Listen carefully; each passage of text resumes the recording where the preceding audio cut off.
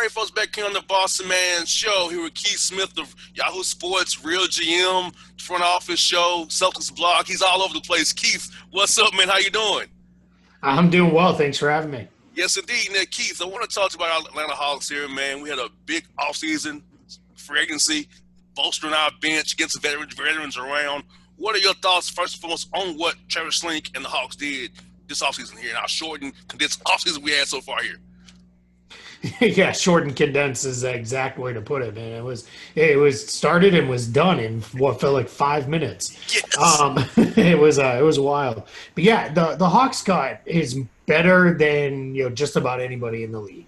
I think there was this perception out there that maybe last season they were going to make that push and be in the playoff mix, and things just didn't really kind of go their way. And I think a big part of that was they didn't have any bench depth. They didn't have much coming off the bench, and anytime a guy was out with an injury or like when John Collins was suspended, they really struggled. And then clearly, anytime Trae Young came off the floor, they really struggled to get the offense going. And I think the challenge there was, they added Jeff Teague midseason, and he helped out quite a bit. I think on that second unit, just stabilizing things some, but that wasn't enough. So now they hit the offseason with more cap space than anybody, and they put it to work. They, adding Bogdan Bogdanovic, Danilo Gallinari, Chris Dunn, Rajon Rondo, Onyeka Okongwu at the draft. Now this is a team that goes 10, 11 guys deep. It's funny. The question for me has almost turned to, do they maybe have one guy too many? Is Yes. somebody going to kind of be out of the rotation? And, that's, it's not necessarily the worst problem to have, but Lloyd Pierce is going to have some difficult conversations just about every night with someone, as long as the whole roster is healthy and available. But, that's not the end of the world. I'd rather have that than last year where, you were turning to guys who probably were better off in the G League or, being your third string guys versus your backups. So, yeah, absolutely. Yeah, added a lot. They sacrificed their future flexibility roster wise and cap space wise, but I think it was the right move. It was time to push in around the kids and add the right veterans and really try to make this a playoff team. Now, Keith, my question is, how does that mean for Herter, Reddish, and those young guys in Hunter? Because, you add in a Gallinari, a Bogdanovic, a Rondo. Those minutes that were there last year are now dried up some. So, like you said, knowing that we're our young team that's rebuilding and retooling, how do you make that work? Trying to win now and get those guys experience at the same time. Yeah, that's the difficult thing, right? For Lloyd Pierce now is Travis Schlenk did his job. Now it's up to Pierce to kind of let it all shake out. And I think you're okay for the most part because what you're gonna do is I'm assuming Bogdanovich is gonna start, which is going to push either Herter or Hunter to the bench.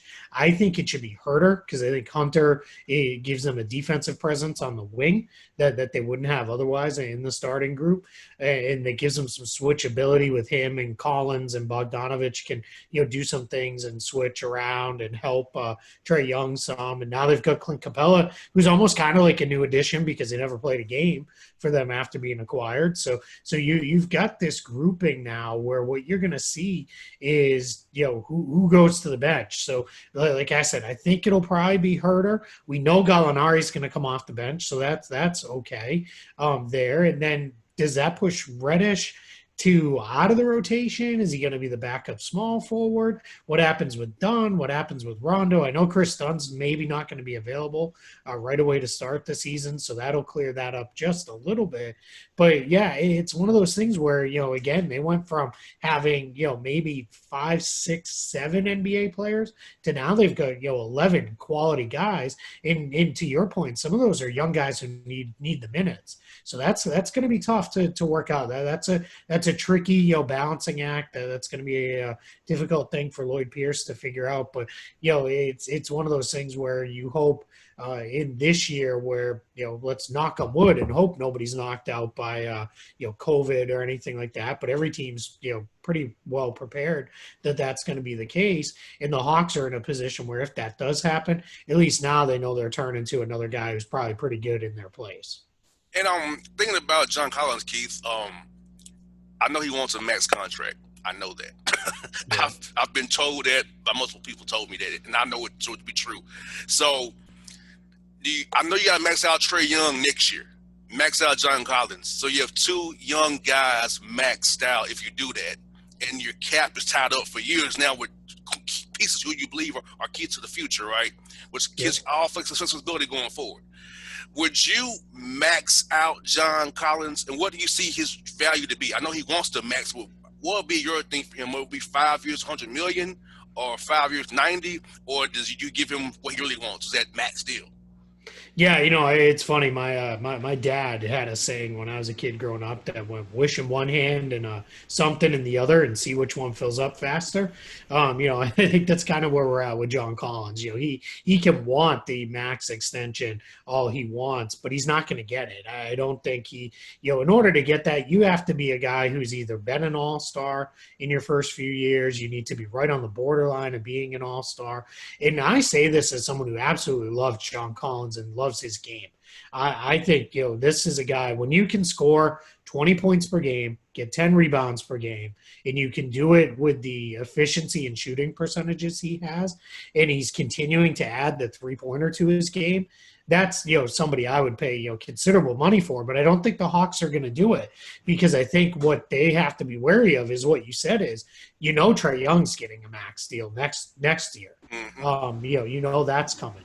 But now that you've committed so much money to Danilo Gallinari, you've got a Kongwu who kind of plays the same position as Collins in a lot of ways. I think what they're going to do is, unless they can get Collins on something that seems pretty team friendly, I think what's going to ultimately happen here is he is going to go into free agency next year, restricted free agency next year, and they'll kind of let it play out at that point, because giving him, if he won't come down off a max deal into something that's in, maybe let's call it the 16, 17 million a year range to start out with, then I think the Hawks are going to say, yeah, let's just let this thing play out. We'll see where we're at. If a trade develops in season, or if something opens up next off season, we'll figure it out then. But it does become difficult to commit that much money to those few guys on the roster, especially when you got to build out the rest of the team around them.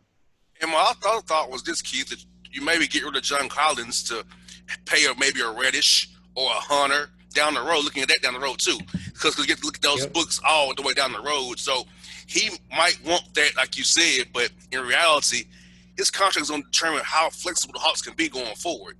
Yep. If, knowing you got those young guys in the pipeline right behind him and Trey Young.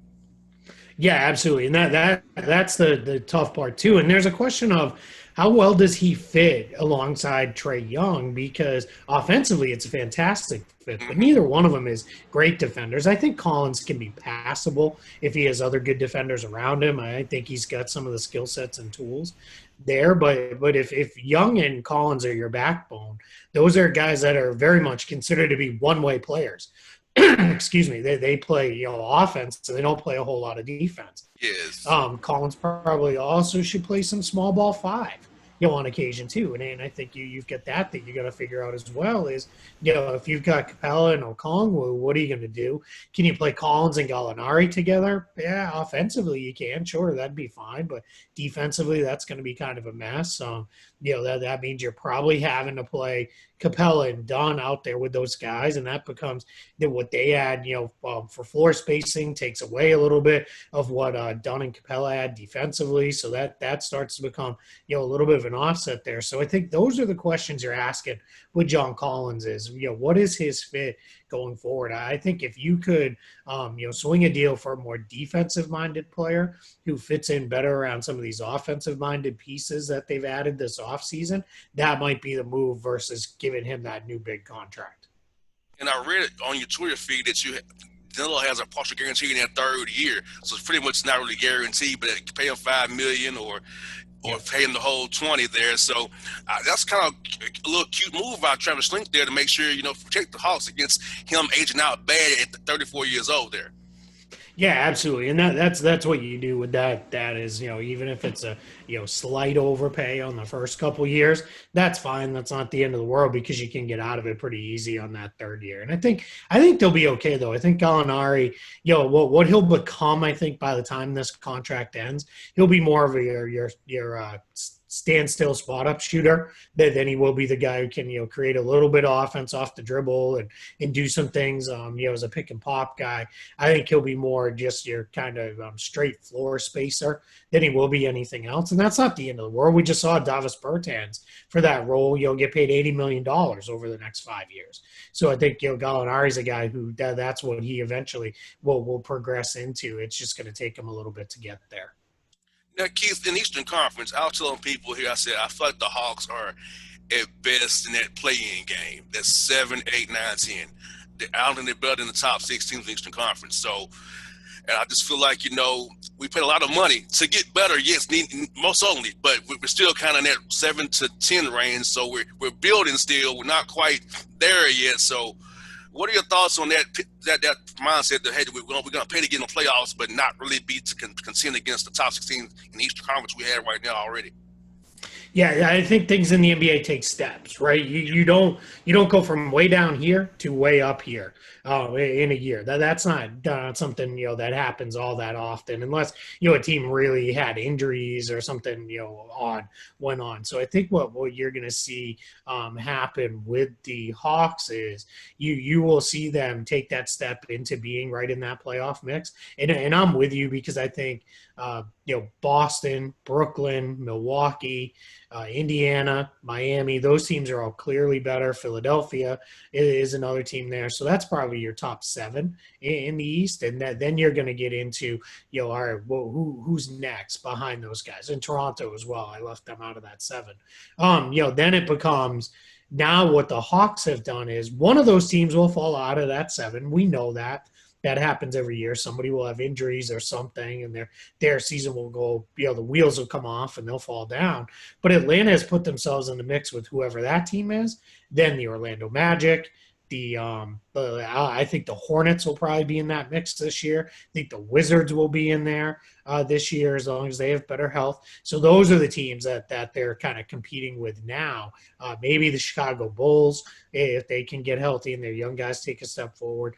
That's the group Atlanta's competing with now to try to get into the playoffs, and I think they have a good chance. I think what's different this year is you don't have to be 8 anymore. You can be 9 or 10 and still get there because of that play-in tournament. So yeah, I think you're right. I think you got them in the right place, but I don't think spending the money to get there is the worst thing, because I think you got to spend money eventually, right? They were you can't sit on 40, 50, 60 million dollars in cap space every year and just hope for the best. You had to do something to make sure Trae Young was convinced you were trying to win, and that you want to be one of those best teams in the league. So I think they spent it wisely. I think they added good players who fit around what they're doing, and then I think what you'll see ultimately with them is this year is the building year.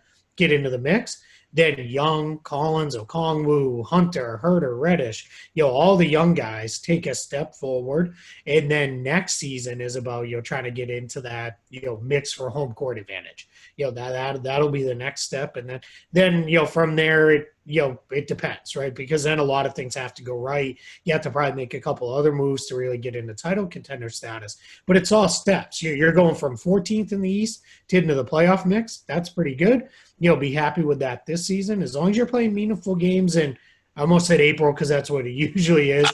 But late in the year, May, June, Yes. you're happy, right? As long as you're playing meaningful games, then all the way, getting into the playoffs, you're feeling pretty good. And personally, I want Lloyd Pierce to do well because I like him personally. Okay. Excuse me. I like him personally, and I know when Greg Foster left, they hired Nate McMillan, and I know that's not good because if he doesn't go very well, the Yeah. last guarantee year of his deal, he's going to be the interim head coach, and then Lloyd's gone. So personally, I want Lloyd to do well because I like him a lot. I just don't want him to that to happen to him like that because I saw what happened. And he hired the organization pretty much wanted McMillan, so you know what time of day Yeah. it is. So I'm worried about that for Lloyd because he's a good friend of mine. Yeah, I'm with you. I think ownership without openly come out and saying, we need to be in the playoff mix this year and be a playoff team. They basically said that, and I think that put Travis Schlenk and Lloyd Pierce, kind of in a tough spot. Schlenk had to go, he had to go spend that cap space, add guys, and now Pierce has to figure it out encore. Otherwise, yeah, the reality is if this team is, if we're 40 games into the season and they're like 15-25, they're going to make a change. That's unfortunate, but we just we've both done this long enough to know that's going to be Yeah. how it goes, right? They're going to make that change. Nate McMillan, who is a quality NBA head coach, he's been around a long time with a couple different franchises. He's kind of there now as the guy in waiting to take over that spot if that happens. So hopefully that won't be. Hopefully they'll be 20-20 or 25-15 or Mm-hmm. something in that range, and they're feeling pretty good. As we hit that kind of midpoint of this season marker, and they're feeling like, all right, well, we're going to get into this playoff run. But yeah, it's going to be interesting to see, especially this year where the season's kind of really split in halves. Though the way they're doing it because of the coronavirus concerns, I think you're going to see a lot of teams use that halfway marker as a chance to really make some assessments about their future and what do they want to do, because the trade deadline is going to come about a week or two after that break happens. And then what you'll see is I think his teams will really look at it and say, all right, is it change, with the roster? Is it change with the coaching staff? Or in Atlanta's case, is the change, does it need to be in the front office? Got that right. And I know you covered the Celtics as well. Excuse me. And my guy Al Horford did it last year. He got that after that. Got a big deal from Philadelphia. Gordon Hayward did it and got a big deal from Charlotte. Did you imagine ever seeing Al Horford get what he got from Philadelphia last offseason and Gordon Hayward getting what he got from Charlotte this offseason? I mean, those both shocked me, Keith. I was shocked, brother. I'm like, really? Are you kidding me? Yeah. Yeah, no, I'm with you. I thought both of those guys in their respective years were going to settle right around 4 years, 100 million.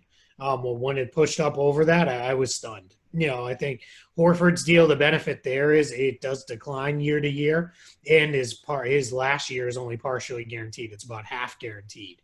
Hayward's is that's 120 million, and he's going to get every dime of that 120 million. Now, I think the difference is Philadelphia was really shocking because it wasn't a real good roster fit for Horford. Yes. And we saw that right now. Daryl Morey comes in, and one of his first things he does, he moves them and trades them away, and gives away a first round pick to do so, and gets a couple other guys back in his place that I think fit better in Danny Green, and some of the other guys they added this offseason. So that's deal one there. And now with Hayward, it's the number. It's 4 full years at 120 million is shocking for a guy with his injury history. He hasn't been healthy over the last 3 years in Boston. He's missed considerable time. Clearly with the broken leg. He told us right before the start of the bubble that he has constant pain in that leg, and it's just sometimes it gets so bad he can't play. So that's something I think you have to kind of really raise an eyebrow at. But I get it a little bit from the Hornets standpoint. They are in a position where they have to overpay to get free agents. No one's just gonna go there for the same kind of deal that they can get 4 or 5 other places. So I think that becomes a little bit of the challenge for the Hornets is, all right, well, we got to overpay, so it is what it is there. We'll figure that out as we go in this. But boy, that's a big number. I'm worried what happens in year 3 and 4 of that Yes. contract if he can't get healthy. That's going to be pretty ugly on their books. I thought the Knicks would be the one to do something that stupid, not the Hornets. What's funny though, right? The Knicks have been super patient this year. They Yes, I was they kept the shocked. powder dry. Yeah, it's a new front office there. They think doing things a little bit different. I just did a podcast yesterday where it was all about the Knicks, and I said, I really like what they did. I think they added veterans that make sense. They're guys who can push the young players, but they're also not guys you feel like you have to play over any of the young guys. And they still have $18 million in cap space, so they're just kind of hanging out there with all right, well, if they're going to be the team, every trade rumor that comes up that involves big money, they're going to be involved as the third team in. this year where it's going to be, oh, we could send him to the Knicks, for this player and the rest of their cap space and those kind of things. So I like what they did this year compared to the last few years where it feels like everything they do is shortcutting the rebuilding process every way possible. But the Knicks also be very handy for those who want to get on the tax line. Those few teams who can Yeah, get under the yep, tax line, the trade deadline. Because I'm like, okay, I absolutely. give you a top 55 protected second round pick to dump the salary off because I get Yeah. on this tax line because I just see that who thought the Knicks actually be somebody that can take money in and get draft picks for it. Whoever thought they would be, but 2020 is really up ahead again, man. The Knicks will be, That's it. Yeah. But better than five overpaid power forwards yeah. just to spend the money just because you got it to spend. Yeah, absolutely. They're in a really good position compared to where they've been previous years. OKC, Keith, I tried to explain to my listeners last week that the Al Horford trade is about them acting as an over the cap team. They're actually under the cap, but the exceptions push them Yep. over the cap so they can have the biannual, the, the non-tax-paying mid-level. It's all about being over, get the benefits of being over the cap. Because sometimes actually it's better to be over the cap because you can do more things with less and still get stuff done that way. So explain it to my listeners, Keith, because you're the expert, not me. But just explain it to them about that right there, man.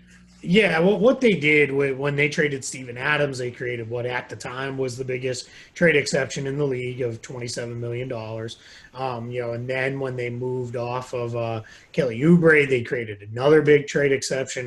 They got him in the Chris Paul trade and then traded him by himself into the Warriors trade exception. And then when they did the sign and trade with the Hawks for Danilo Gallinari, that created a $19 million trade exception. So they have three of the biggest trade exceptions in the NBA. They think they're actually two, three, and four behind the giant one the Celtics got for Gordon Hayward, as they structured that as a sign of trade. So what those do is now Sam Presti has the ability to, very similar to what we were just talking about with the Knicks, team wants to get rid of, let's say $20 million off their cap, just to, lower their tax bill, create flexibility, whatever it is. Sam Presti's going to be the first guy to, be like, hey, I'm here. What do you want to do? Send them to me and give me a first round pick, for it, and I'll eat that contract for you. And that's going to be what you're going to see happen. And they acquired Al Horford. Not unfortunately, and I'm a huge Al Horford guy. I loved him with the Celtics. But when they acquired Al Horford, they acquired him as less a basketball player, more for the first round pick. They came along with eating his contract, but with the hopes of, let's get this guy to play pretty good ball this year, maybe into next season, and then they can flip him for future pick or young player or something in a trade down the line. And that could be certainly something we could see happen, because I think Al Horford, when he's in a better situation, still has plenty left to give a team. I think he can still really play. I just think that situation in Philadelphia was such a mess, but that's what Oklahoma City is doing. It's, as a cap guy, my favorite thing going on in the league right now is they're over the salary cap, but they're under the salary floor because they don't have enough guys to make big money other than really Horford to meet the salary floor. But they've got those giant trade exceptions, which count against the tax, but they're not real salary. So they're over the cap, but under the floor, which is just, a quirk we've never seen before. Most definitely. And also like what Memphis did, Keith, they're getting better within, keeping those young guys on the team control. They can grow and make better all these years. Memphis is going to be a team to contend within a year or two because of Ja Morant's just going to get better and better and better. Yeah, John Moran is fantastic. I think we had high hopes for him coming in, and then he was better than what I think any of us thought he would be.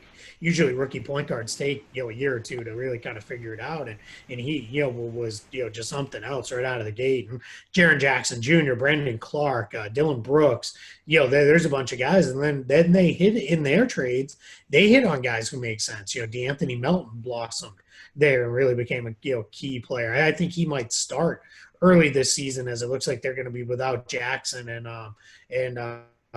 Justice Winslow to at least start out the year. It sounds like they may either miss or be limited to start the season. But yeah, ton of talent there. I think similar-ish to the Hawks. They're eventually going to have to make some moves to bring in some veterans around those guys, and maybe they do that via cap space, but they could as well do that through trades by moving some guys. But yeah, it's a really fun young core in Memphis.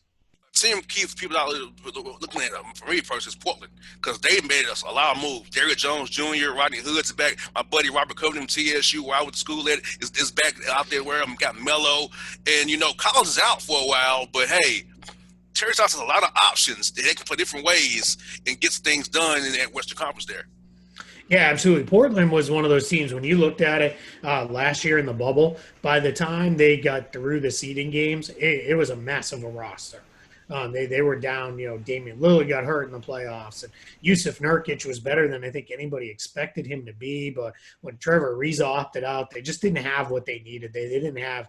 They were down to about 4 or 5 NBA level players by the time the playoffs were going on. So I think what their focus was, we need to add depth, and boy did they. You mentioned Derrick Jones Jr., Robert Covington. It already sounds like those two are going to start at the forward spots for the Blazers, which I really like. Covington's floor spacing ability and defense around Lillard and McCollum is huge, and then Jones gives them that kind of athletic component that they don't really have out of that starting group there, and I think that'll be really fun. I think he's someone as you're focused on Lillard, McCollum, and Nurkic, and keeping an eye on Covington as a shooter. Jones is going to be that guy who's sneaking in along the baseline for dunks and things like that. And he's, very good at playing without the ball in his hands. And then off their bench now, you got Melo, you got Rodney Hood, who sounds like he's back and looks pretty good after surgery. They brought back Enes Kanter, who played the best basketball of his career while with the Trailblazers a couple seasons ago. So, that's depth. When Zach Collins is fully ready to go, he's a young player that they still like. They added, I'm forgetting somebody. I'm gonna have to take a peek here at my sheets. Trent too. You got Gary Trent as well. Yeah, Gary Trent. Yeah, that's who I was forgetting. He really blossomed in the bubble, and then Harry Giles, who's a player that a lot of people really like as well. So yeah, that team went from having 4 or 5 NBA level guys down to now they've got kind of similar to what we're talking about to start the show. Now they've got 10 or 11 guys. The difference is a couple of their guys are veteran guys who know hey, if I don't play for a couple of weeks, it's fine. My turn will come. I'm not too worried about it. And Houston is just a mess, man. I just don't know what to say about the Rockets, man. And they're trying to make it work, and they did. Hey, they traded 2 advertising contracts with Wall for Westbrook with the pick going there to take on that deal. But man, I just don't know about Houston anymore because I know from talking to people who down there who told me it was a mess, and I know it's a mess. You can tell it's a mess. But what do you think about that whole situation with James Harden and those guys, man, going forward? And I feel bad for Coach Silas as well, getting his first job and having to deal with this right off the bat. Yeah, I think that's the part I feel worst about. Steven Silas, first job. So it's just first training camp ever, and he has to spend every minute of it answering questions about a guy who's not even there. I know he just reported yesterday, but we'll see. So I think Harden is now at the point where now he's there. I don't think James Harden's the kind of guy who's going to be, a problem while he's there. I think he's going to continue to make it known he doesn't want to be there and he would rather be traded. But I don't think he's the kind of guy who's not going to play hard or, starts, say, my back's bugging me. I want to sit out. He's not a guy who's missed games in his career. So I think they'll be okay. But clearly that's kind of we're all waiting for the other shoe to drop. With that team. And they made moves that made sense if they keep Harden. I think Christian Wood is really going to break out and be a big time player that everybody will know his name. Basketball nerds saw how good he was last year for the Pistons when everybody else unless Pistons fans stopped watching. He's going to be really good for them. They added a couple other nice role players around there. Maybe DeMarcus Cousins can get back. We'll see. I think John Wall is a better fit next to Harden if they keep Harden because I think Wall can actually shoot a little bit as a spot up guy, where that's not Westbrook's game at all. So I think that works out a little bit better there. So they're an interesting mix if they have Harden. If not, then it becomes what do you get for him? What do you need to do there if you make a move. If you can get a nice package that includes some younger guys, but guys who are already ready to play and ready to go, that's a team that can still be in the mix for the playoffs. Because if Wall is healthy and can be kind of what he once was, he's pretty good. Like I said, Wood's good. PJ Tucker's still there. Still got Eric Gordon, who's still one of the better scorers off the bench when he's healthy. So that's a team that can still be pretty good. But it's all going to just kind of depend on what happens with James Harden and how long does he stay a member of the Rockets. Got two more for you, Keith. New Orleans. My man Stan Van Gundy's down there. I love that dude. He's fun to talk to on the show, man. He was always great to me. He's down. Redick is there from the Magic there. You got Lonzo Ball, Ingram on a max contract now. A lot of young guys with Zion Williamson as well. So what are your thoughts on the Pelicans and playing for Stan Van Gundy, where he's going to make them defend first and foremost? Then he goes with his maybe one in, four out offense, or however he wants to do it with those guys he has down there in New Orleans now. Yeah, I don't know that the pieces are quite there to do that.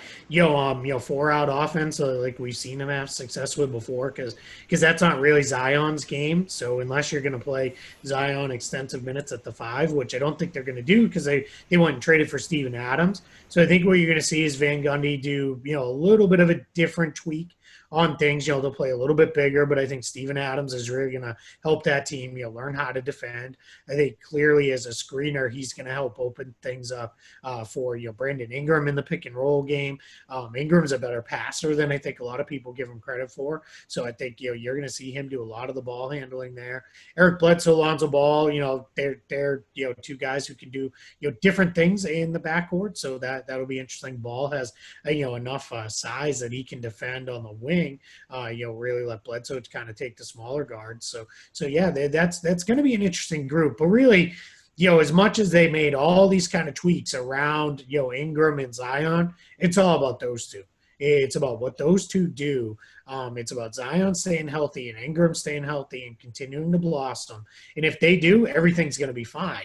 If only one of them hits or neither one of them get to the levels that we all think they might, then the Pelicans are they're probably kind of stuck in this well, we can be kind of in the playoff mix, but we're really not quite there. It all really depends on what's with those two guys. The good news is I think they're both going to get there, so I think it'll all be fine in New Orleans in the end. Guys with the Clippers, man. I thought they were bringing a point guard because they needed one very, very badly. It's not Pat Bev or Lou Williams.